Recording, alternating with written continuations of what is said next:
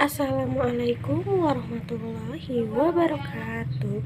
Hello everyone, jumpa lagi dengan saya Syifa Hairun Adaha dengan NIM 19210175 dari kelas A3 Pendidikan Bahasa dan Sastra Indonesia IKIP Siliwangi. Nah, di video kali ini saya akan membahas salah satu dari part of speech, yaitu noun atau kata benda. Nah, dalam belajar bahasa Inggris, tentunya kita sudah sering menjumpai dari salah satu part of speech yang sudah saya sebutkan tadi. Nah, noun merupakan salah satu hal yang penting ketika kita belajar bahasa Inggris. Nah, oleh karena itu, di sini saya akan menjelaskan secara lengkap apa itu noun, fungsi noun, jenis-jenis noun, dan contoh dari jenis-jenis noun itu. Lanjut saja kepada pembahasan materi yang pertama, yaitu definition noun. A noun is a word that names something such as a person, place, thing, or idea. In a sentence, nouns can play the role of subject, direct object, indirect object, subject complement, object complement, appositive, or adjective. Kata benda adalah kata benda yang menamai sesuatu seperti orang, tempat, benda, atau ide. Dalam sebuah kalimat, kata benda dapat berperan sebagai subjek, objek langsung, objek tidak langsung, pelengkap subjek, pelengkap objek, apositif, atau kata sifat.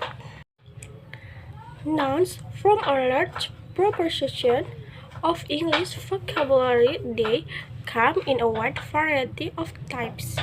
Nouns can name a person. 1. Syifa Hairun Adaha, the president, my mother, my father, a girl, and a boy. Kata benda membentuk sebagian besar kosakata bahasa Inggris, dan mereka datang dalam berbagai jenis. Kata benda dapat menamai seseorang, seperti Syifa Hairun Adaha, presiden, ibuku, ayahku, perempuan, dan laki-laki. And kita lanjut kepada pembahasan yang kedua. Function of nouns. Yang pertama, N1, sebagai subjek. Noun berfungsi sebagai subjek atau pelaku dalam sebuah kalimat, sehingga biasanya noun berada di bagian kalimat paling awal. In example, Salma watching television right now. Salma menonton TV sekarang. Yang kedua, fungsi dari noun itu sendiri yaitu sebagai subjek komplement. Another type of noun use called a subject complement. In this example, the noun teacher is used as a subject complement. Nah, jenis lain dari penggunaan kata benda disebut sebagai pelengkap subjek. Dalam contoh ini, kata benda guru digunakan sebagai subjek melengkapi. Example is, Nania is a teacher. Nania adalah seorang guru. Nah, kata teacher ini merupakan sebagai subjek complement. And 3, sebagai objek complement. Example is, they have brought me a food. Mereka membawakan saya makanan. And 4, sebagai direct object. In example is, my father bought a car. Ayah saya membeli mobil. And 5, sebagai indirect object. Example is, my father bought my mother a new bag. Ayahku membelikan ibuku tas baru. And last, sebagai object of preposition. Example is, I go to school every day. Saya pergi ke sekolah setiap hari. Last material about types and example of noun. 1. Common noun atau kata benda umum. A common noun is the generic name of an item in a class or group, and is not capitalized unless appearing at the beginning of a sentence or in a title. Nah, kata benda umum adalah kata benda generic item dalam kelas atau kelompok dan tidak dikapitalisasi kecuali muncul di awal kalimat atau judul. Nah, example is I bought a phone. Nah, kata benda umumnya tuh di sini adalah phone. Nah, phone ini tidak berhuruf kapital karena tidak muncul di awal atau tidak sebagai judul. And two, proper noun atau kata benda yang tepat.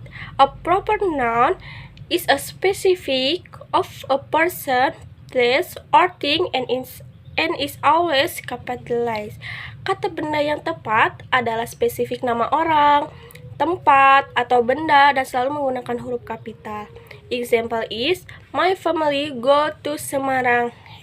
Nah, pada kata Semarang ini merupakan bagian dari proper noun karena Semarang ini menggunakan huruf kapital karena menyatakan tempat. And three, concrete noun atau kata benda konkret.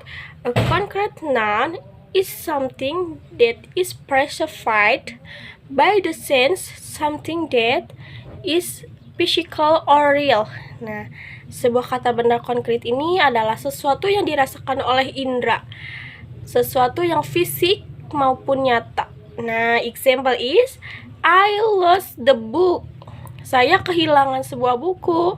Nah, kata book ini merupakan salah satu dari concrete nouns karena berupa fisik dan nyata yang bisa dirasakan oleh indera.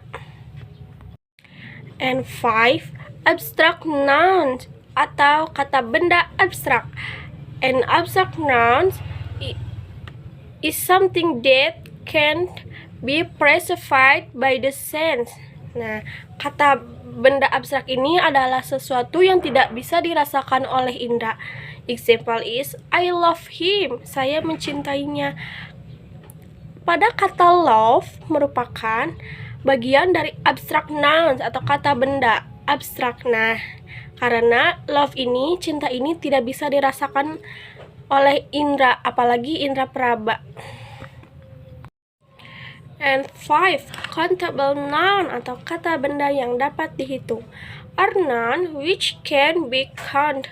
Countable noun can be used with e or n, the, some, any, a few, and a many. Nah, kata benda yang dapat dihitung ini dapat digunakan dengan kata itu, beberapa, apa saja, dan banyak.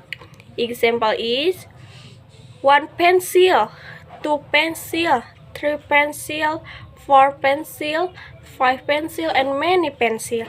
Nah, pensil ini kata benda yang bisa dihitung, baik dihitung secara sedikit maupun secara banyak.